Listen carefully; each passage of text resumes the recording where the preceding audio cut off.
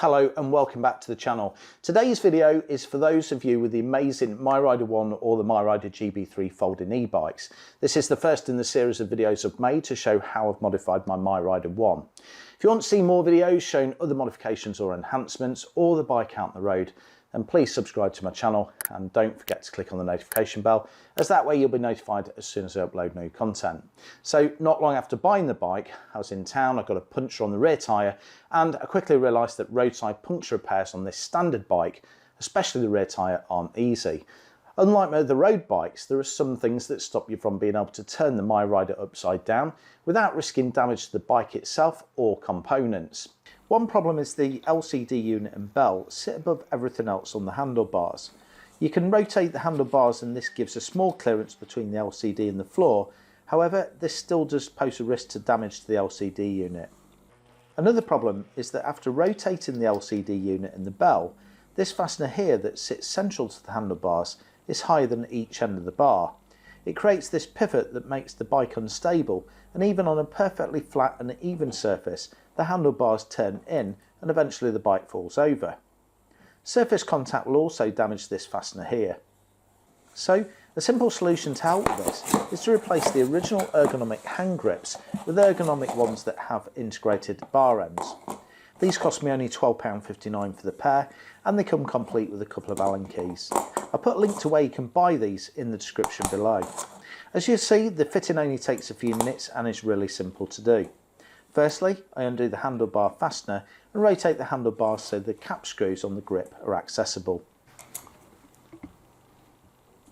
Then, using an Allen key, I loosen off the two cap screws. The original plastic end caps push into the ends of the bar. These can be removed by leaving them out using something like a plastic trim removal tool, but I found it easier to remove them by pulling the grip off the bar, as this pulls out the end caps as well. Taking the new grips, I use the Allen keys provided to loosen off the cap screws before pushing the grips onto the end of the handlebar, ensuring it pushes right up to the brake lever bracket.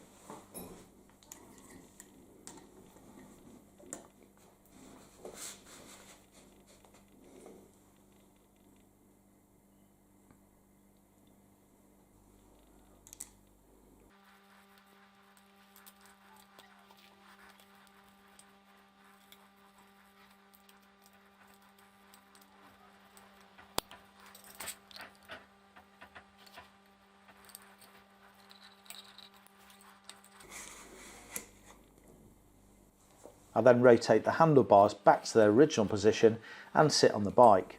I adjust the position of the grips so they're in their most comfortable position before tightening the two cap screws. Make sure the cap screws are tight, but make sure you don't over tighten them, as this could damage the threads. Next, I rotate the LCD unit and bell to their correct positions and push the plastic end caps onto each end of the bar. Taking a look at the handlebars now, you can see the LCD unit and bell still sit above everything else on the handlebar. However, if I want to turn the bike upside down now, I can simply undo this fastener, rotate the handlebar and position the bar ends in the up position. With the bike upside down now, you can see that everything is clear of the floor and the bike is stable enough to work on. Hopefully you found this video useful. Any comments appreciated, and remember, if you want to see more of my MiRiDER content or other projects I'm working on, please subscribe to my channel and click on that notification bell. Thank you for watching. Cheers.